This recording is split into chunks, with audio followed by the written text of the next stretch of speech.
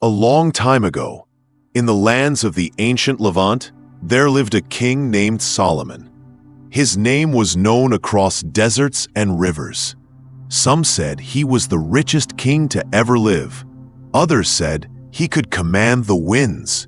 But among his people, he was known for something far rarer: his understanding. Solomon was the son of King David, the warrior who united tribes and fought great battles. But Solomon was different. He spent more time reading scrolls than raising swords. From a young age, he asked strange questions and watched the world closely. When he became king, he didn't ask for more land or stronger armies.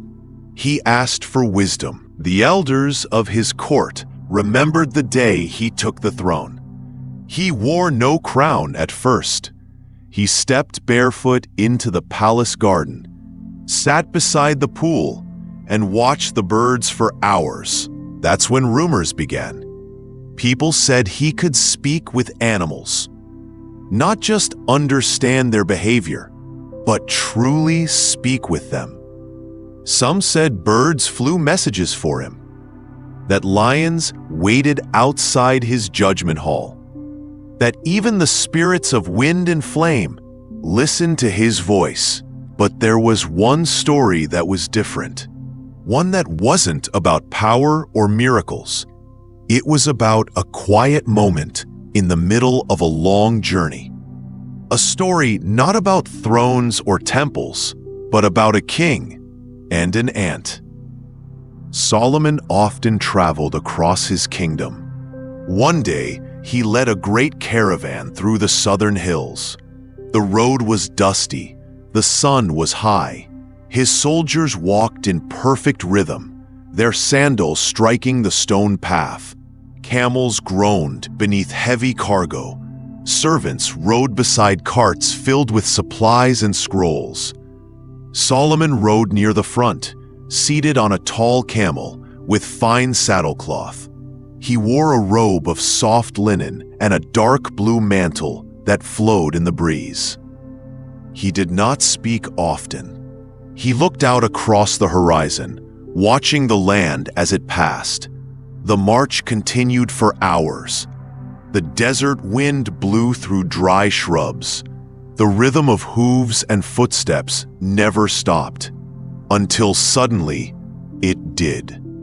Solomon raised his hand. Everyone behind him froze. The soldiers halted. The camels quieted. Even the banners above the carts stopped waving, as if the air itself had stopped moving. No one spoke. They had all seen this before. When the king raised his hand, it was never without purpose. Some thought perhaps a scout had brought bad news.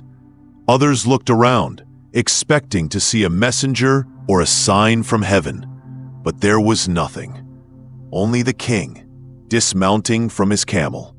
He stepped down slowly, his sandals pressing into the dust. He knelt, and then he touched the ground, not with force, not with urgency, but with calm. His fingers moved across the sand, his eyes focused downward. Solomon crouched beside the path. His hand rested gently on the dry earth. The soldiers behind him remained still, unsure of what had caused the delay. Time passed slowly. The wind carried dust through the air. The camels snorted but did not move. Then Solomon spoke, not to his generals, not to his scribes, not even to the wind. He spoke to the ground. He had heard something beneath the soil. There, in the dirt, a colony of ants had stirred. They moved quickly between cracks in the stone and roots of dry plants. Their tiny legs scrambled across sand grains. To any other man, they would have been invisible. To Solomon, they were speaking. One ant, slightly larger than the rest, had sent out a warning. "Oh, ants," she cried. Return to your homes before Solomon and his army crush you without knowing." Solomon listened, didn't smile. He didn't brush it aside. He stayed where he was, eyes still, hands steady. And then, very quietly, he gave thanks. His lips moved with no sound at first. Then he laughed. Not loud, not mocking, just a soft laugh of recognition. He had been given the ears to hear. He looked up to the sky and whispered words only he could understand. Then he rose to his feet. The soldiers expected an order to continue. Instead, Solomon turned and raised his hand once more. But this time, it was not to signal movement. It was to hold everything where it was. He turned to the commander of the guard and said, "Let them pass." The commander frowned. "Let who pass, my lord?" Solomon pointed to the ground. "The ants." No one questioned him. The command moved through the ranks. The march stayed frozen. Soldiers remained in place. Camels were guided a few steps back. Beneath their feet, the ants moved in columns. They disappeared into small holes and narrow trails.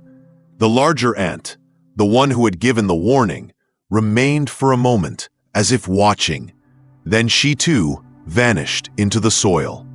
Solomon waited.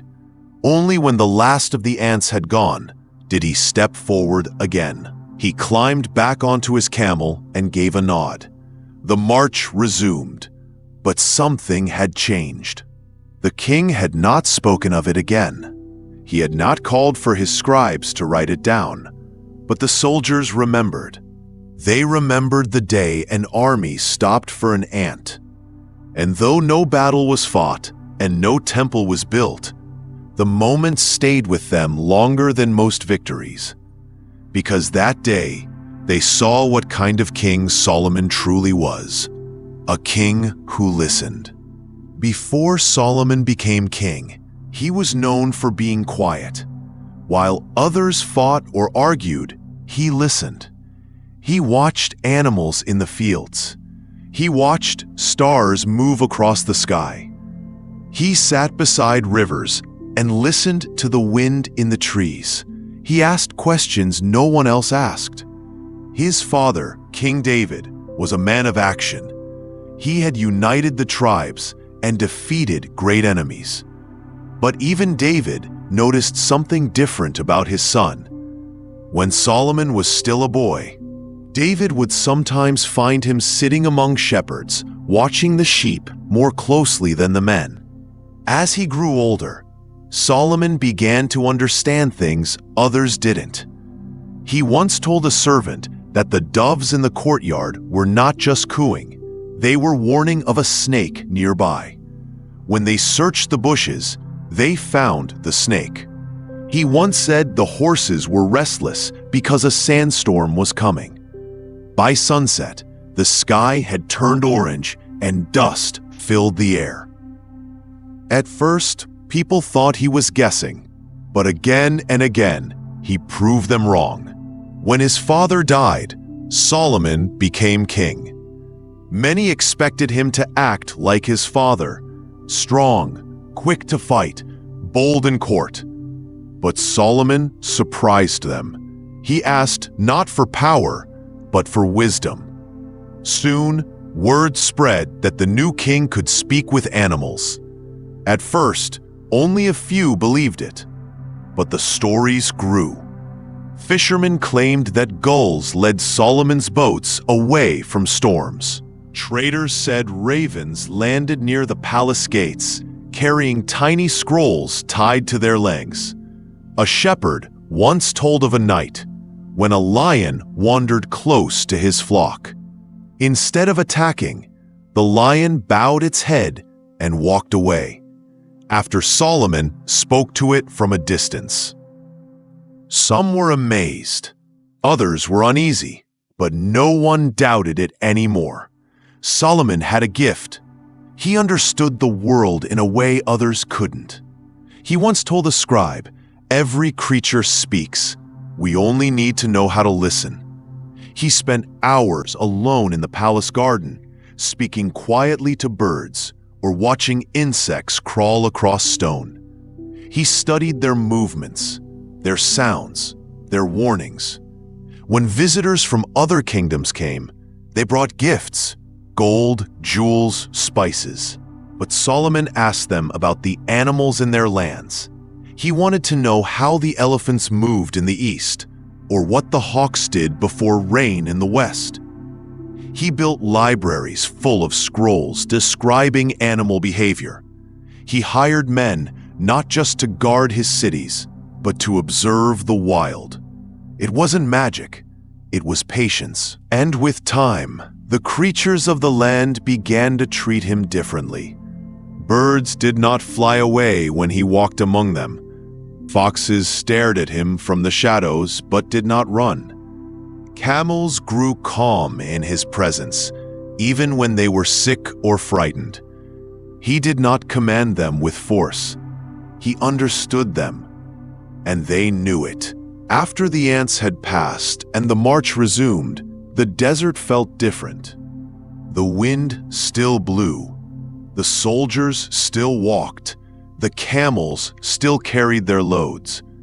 But there was a quietness that hung in the air, as if the land itself remembered the pause. Solomon rode in silence. He did not speak of the ants. He did not explain what he had heard. But now and then, his gaze drifted downward toward the ground, watching the trail ahead, as if looking for more signs. The soldiers, too, were quieter than before. Some of them looked at the earth more often. A few, without thinking, stepped more carefully when they passed over soft sand or dry grass. No one had told them to. They simply remembered. Later that day, the caravan reached a dry riverbed. The stones there were sharp, and the path narrow. Solomon gave the order to slow the pace. The camels, though tired, obeyed easily. The scouts at the front reported no danger, but Solomon remained alert. As the sun began to lower, a soft cry came from ahead. One of the servants had spotted something beneath a large flat stone. Solomon went to see. It was a turtle. It had flipped onto its back, unable to right itself. Solomon knelt beside it. Without a word, he placed his hand under the shell and turned the creature over. It blinked slowly and crawled away toward the edge of the rocks. He stood up again and looked to the west. The march continued. That evening, when they made camp, Solomon walked alone along the edge of the tents. He stopped by the water jars and poured some into a small hollow near the trees. No one asked why, but the next morning, small tracks were found near the water's edge. Fox tracks, bird prints, and the soft marks of paws that belonged to something no one could name. Solomon didn't mention it. He simply smiled and returned to his camel. The journey carried on for days. In that time, many small things happened. A beehive was found in the rocks. Solomon told the men not to disturb it. The bees would leave them alone, he said, and they did. A young boy dropped his bread while feeding the camels. Ants gathered around it. Instead of sweeping them away, Solomon had the piece broken into smaller crumbs and scattered gently. At night, owls called from the cliffs. Solomon listened but gave no comment. He did not act as if these things were strange. To him, they were part of the same world, and so the march moved forward, slow, careful, and watched not only from above, but also from below. After many days on the road, Solomon and his caravan reached the edge of the city. The walls of Jerusalem stood tall under the setting sun. Trumpets sounded from the gates. Servants ran to prepare the palace. Merchants paused their work, to watch the king's return. But Solomon did not rush. He dismounted slowly, handed his reins to a stable boy, and walked through the gates without ceremony. His robes were dusty, his sandals worn. He looked tired, but calm. Inside the palace, his advisors waited. There were matters to discuss: trade, alliances, disputes among villages. Solomon listened. He gave his orders, but his thoughts were elsewhere. Later that night, he walked alone in the palace garden. The moon was full, the trees were quiet. A few insects clicked in the bushes. He stood near a stone bench and sat down slowly. His hand touched the leaves beside him. A small moth landed on his sleeve. He did not move it away. For a long time, he stayed silent. Then he spoke, not to any person, but softly into the air. "I heard them," he said, "and they were right to be afraid." The moth lifted off and disappeared into the night. The next morning, Solomon called his scribe. "Write this," he said. "There is wisdom in the creatures. The ant, the fox, the dove, they all act with purpose. Those who think otherwise do not see clearly." The scribe nodded and wrote the words down. Solomon stood and looked out the window.